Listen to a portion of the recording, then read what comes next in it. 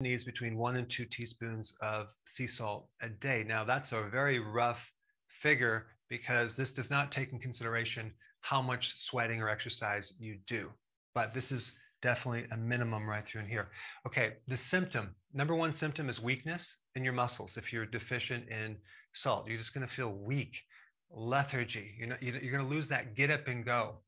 Dizzy, especially if you get up too fast, because usually your blood pressure is too low. So low blood pressure means you need more sea salt. Insomnia could be low salt in your diet. So if you have insomnia, you should try this tonight. Just put a little bit of salt, maybe 1/8 of a teaspoon in maybe a half a glass of water, mix it up good, and about, I don't know, an hour and a half before bed, slug it down. See if you sleep better.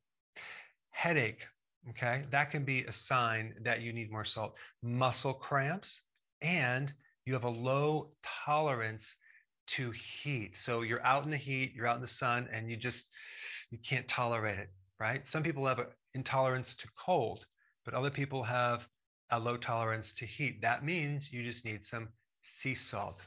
Now, I want to show you this right here. This is interesting. Of course, you already know this, that sea salt is better than table salt, right? I don't need to go into that. But what is sea salt? Sea salt is concentrated seawater.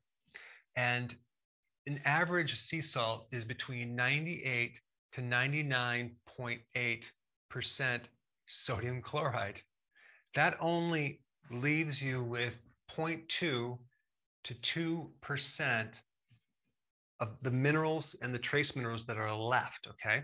But I want to bring up a chart on a product that I recommend, that I actually take. I put it on my food, that is very different than regular sea salt, okay? It's called Baja Gold sea salt, and I put a link down below. And what's unique about this sea salt is it has 77.5% sodium chloride, which leaves room for a lot of other minerals and trace minerals. In fact, it leaves 22.5% room for all these other minerals. So now look at the other ones down below. Like True Salt is 99.9, Cargill Purified Sea Salt Untreated is 99.9, Morton's Natural Sea Salt 99.9. But there's other ones that are lower in sodium chloride, like the Celtic Sea Salt, which is 81.5%. Okay, that's better. And then you have Jacobson sea salt, which is 85.3%. So you can see this chart, there's a lot of sodium chloride in sea salt. But check this out, look at calcium, right? Baja Gold sea salt is 4,490 parts per million compared to the other ones, like Celtic sea salt is only 1,500 parts per million. And look at Cargill Purified Sea Salt, it's like only 30 parts per million. Now look at potassium. 6,000 parts per million for the Baja. Then if we move down to Celtic, it's only 957. So the Baja Gold is more than 6 times the amount of potassium. But look at Jacobson sea salt, that's 438 parts per million. And Malden sea salt, which is only 181 parts per million. And look at Cargill Purified, that's zero potassium. And then check out magnesium with the Baja Gold. That's 13,200 parts per million. So if you compare it to everything else, it's way off the charts. Now the question is, how can they make salt with less sodium chloride and more minerals? Well, what's interesting about this salt is the location of where they get it, in a pristine part of the world called the Sea of Cortez.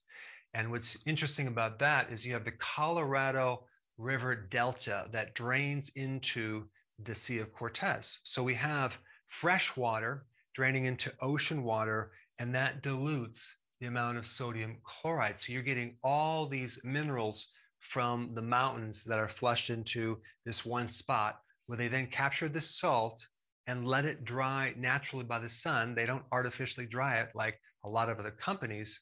And then you're left with this very unique product. It's very interesting on your food. It gives it a completely new flavor. I love the flavor. It just enhances the flavor of food, which is very different than the sea salts, which I also use as well. But some of these sea salts are just overpowering with the sodium chloride. So anyway, I just wanted to introduce you to the Baja Gold sea salt and make you aware of the various signs that can occur when you're low in sodium.